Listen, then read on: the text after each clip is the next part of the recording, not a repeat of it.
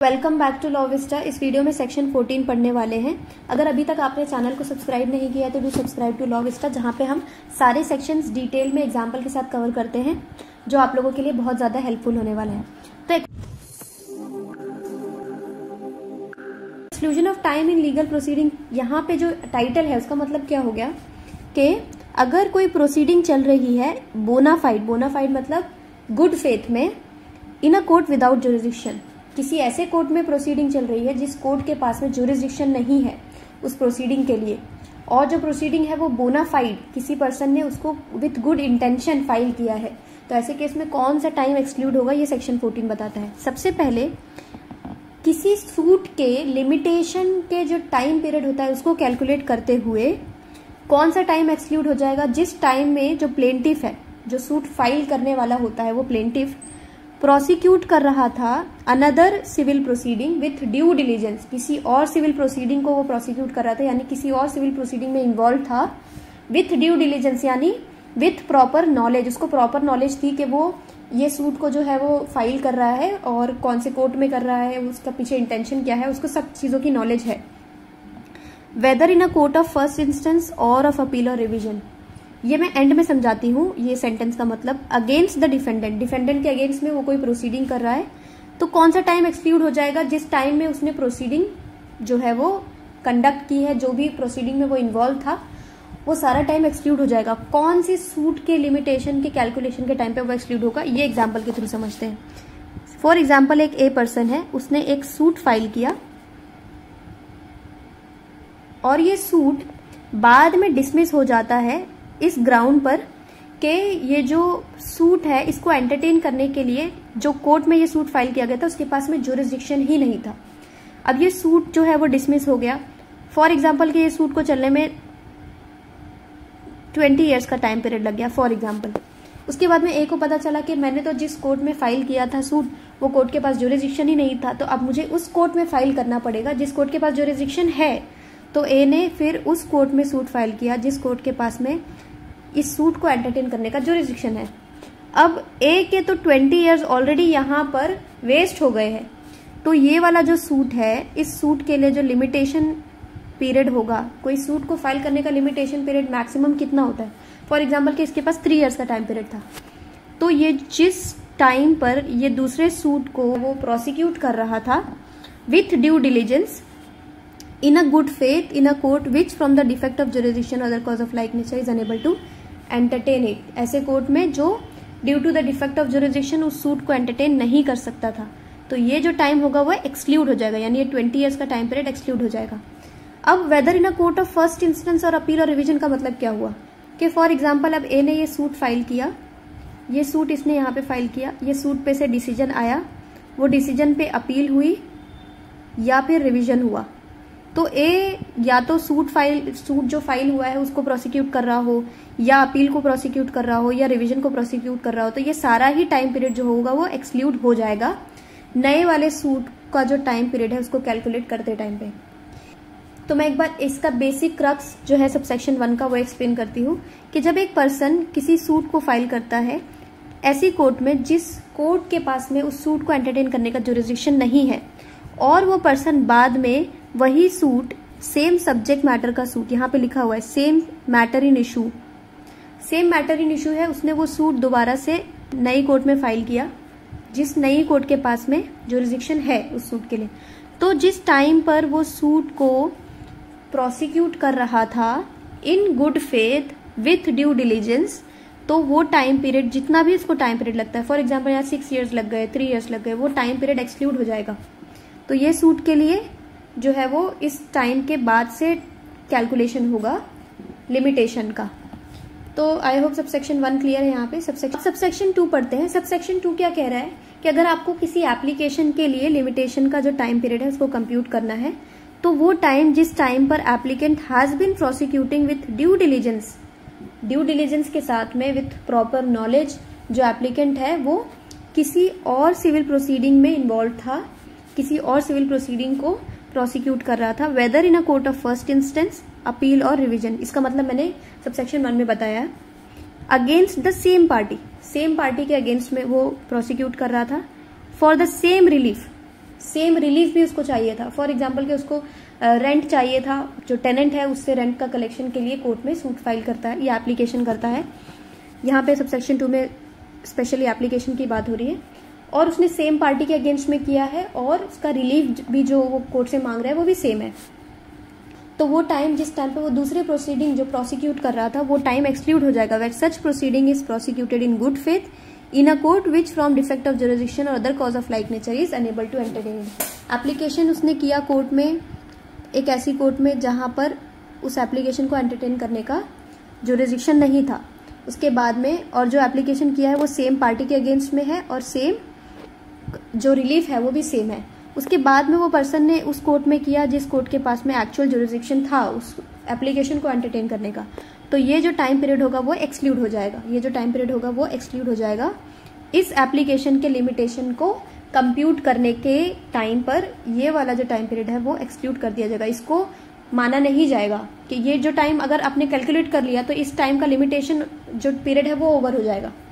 ठीक है, ये सबसेक्शन 2 बताता है। पढ़ते हैं सबसेक्शन 3। सबसेक्शन 3 में हमें थोड़ा सा कॉम्प्लिकेटेड है सबसेक्शन 3, इसलिए थोड़ा सा आराम से समझते हैं। सबसेक्शन 3 में क्या बताया है, not with standing anything content in rule 2 of order 23।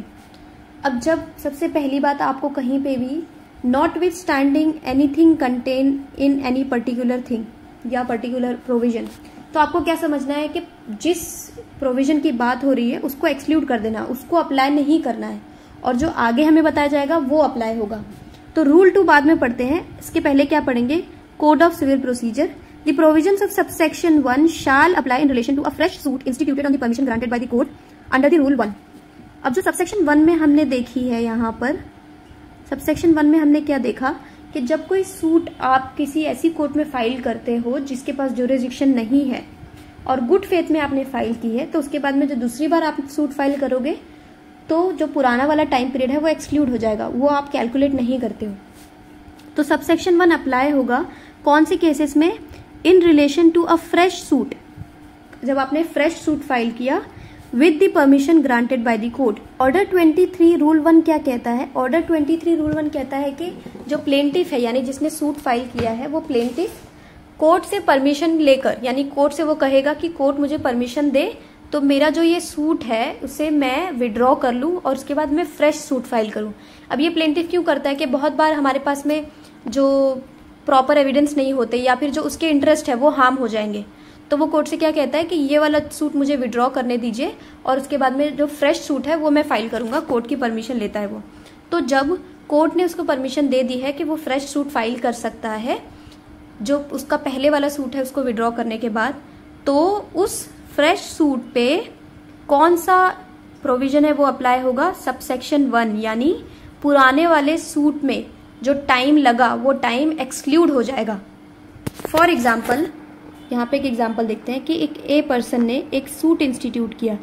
अब ए को बाद में पता चलता है कि जो सूट है उसमें नेसेसरी चीजें उसने नहीं ऐड की है या फिर एविडेंस उसके पास में नहीं है, जो एविडेंस उसको बाद में मिल सकता है। तो ए ने कोर्ट को क्या कहा कि ये सूट विड्रॉ करने की, ये सूट को मुझे कैंसिल करने की परमिशन दीजिए। साथ में उसको क्या परमिशन चाहिए कि वो बाद में fresh suit same cause of action पे फाइल कर सके। कोर्ट ने ऑर्डर 23 रूल 1 में उसे ये परमिशन दे दी। तो जब वो फ्रेश सूट फाइल करेगा कोर्ट में, तो फ्रेश सूट जो होगा उसके ऊपर कौन से प्रोविजन अप्लाई होंगे, सबसेक्शन 1 के, यानी जो पहले वाले सूट में जो टाइम वेस्ट हो गया वो कैलकुलेट नहीं होगा। ये हमें सबसेक्शन 1 में बताया गया है। अब यहाँ पे not with standing anything contain in rule 2 क्यों लिखा है, क्योंकि 2 कहता है कि जब आप फ्रेश सूट फाइल करते हो, इस वाले सूट को कैंसिल विड्रॉ करने के बाद में फ्रेश सूट फाइल करते हो, तो फ्रेश सूट ऐसे फाइल किया जाएगा जैसे कि आपने पहला वाला सूट फाइल ही नहीं किया था, यानी लिमिटेशन का जो पीरियड है वो यहाँ पर गड़बड़ हो जाता है। इसीलिए यहाँ पे सबसेक्शन 3 में सबसे पहले लिख दिया कि जो रूल 2 है वो यहाँ पर एप्लीकेबल नहीं है और जो सबसेक्शन 1 के प्रोविजंस है वो यहाँ पर अप्लाई होंगे। यानी जो सूट आपने पहले फाइल किया था, कोर्ट से परमिशन ली कि मैं उसको विड्रॉ करना चाहता हूँ, कोर्ट ने परमिशन दी कि आप विड्रॉ कर सकते हो और अब उसके बाद में नया फ्रेश सूट भी फाइल कर सकते हो। तो जब आप फ्रेश सूट फाइल करोगे तो जो पुराने वाले सूट पीरियड में जो टाइम पीरियड लगा सूट को, जो भी आपने किया, एप्लीकेशन किया, वो सब परमिशन ली कोर्ट की, जो भी टाइम पीरियड लगा वो टाइम एक्सक्लूड हो जाएगा। क्यों? क्योंकि हम सबसेक्शन 1 के प्रोविजंस यहाँ पर अप्लाई कर रहे हैं। यहाँ पे क्या लिखा हुआ है, the provisions of subsection 1 shall apply in relation to a fresh suit of that order, यानी रूल 1 का order, where such permission is granted on the ground that the first suit must fail by reason of a defect in the jurisdiction of the court or other cause of like nature। जो पहला suit है वो कौन से ground पे जो है reject हुआ है या परमिशन मिली है कि जो सूट को एंटरटेन करने के लिए कोर्ट के पास जुरिस्डिक्शन नहीं था। एक बार मैं वापस से सबसेक्शन 3 जो है वो एक्सप्लेन करती हूँ। जो हमारे पास में ऑर्डर 23 है, ऑर्डर 23 में रूल 1 और रूल 2 ये दोनों कुछ बातें हमें बताते हैं।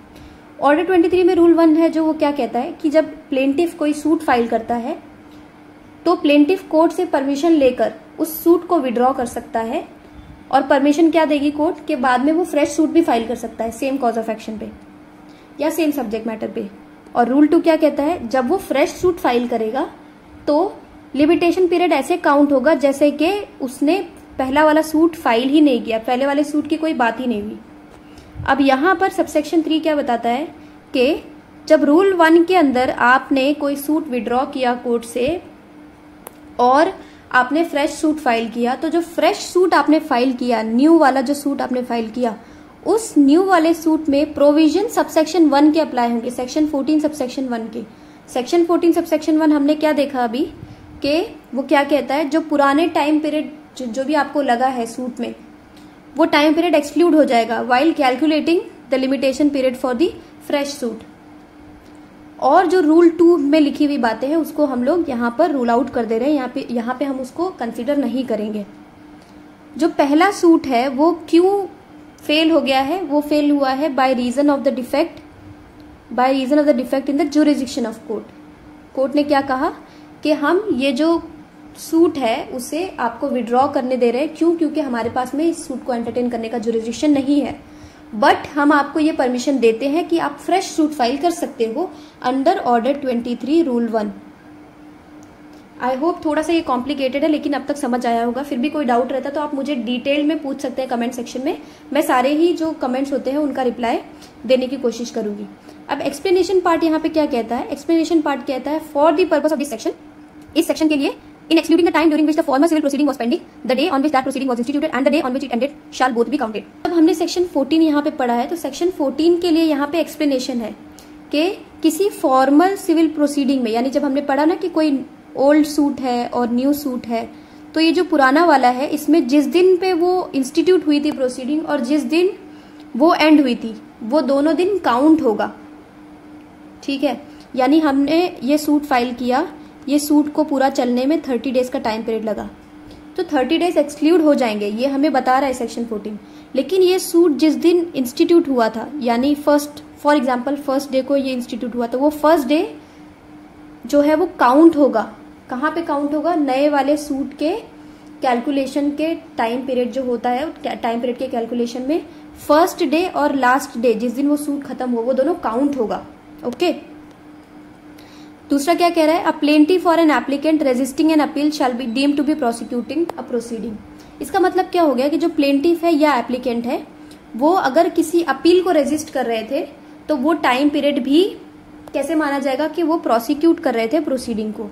और सी क्या कह रहा है, मिसजॉइंडर ऑफ पार्टीज और the cause of action shall be deemed to be the cause of like nature with defect of jurisdiction. अब हमने सारे पॉइंट में पढ़ा कि यहाँ पे क्या लिखा हुआ है, cause of a like nature, other cause of a like nature. तो इसमें और क्या क्या इंक्लूड हो रहा है, अदर कॉजेज में क्या इंक्लूड हो रहा है, मिसजॉइंडर ऑफ पार्टीज। मिसजॉइंडर क्या होता है कि आपने किसी पर्सन को पार्टी बनाना था और आपने किसी और पर्सन को पार्टी बना दिया,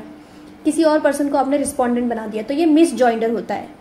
तो अगर मिसजॉइंडर हुआ है या कॉज ऑफ एक्शन में कुछ आपने मिस्टेक कर दी है, तो ये सारी जो चीजें हैं ये कॉज ऑफ लाइक नेचर में आ जाती है as the defect of jurisdiction हम यहाँ पर लेके चल रहे हैं। तो आई होप यहाँ पे सेक्शन 14 क्लियर है। अगर कोई डाउट रहता है तो आप मुझे डिटेल में पूछ सकते हैं कमेंट सेक्शन में।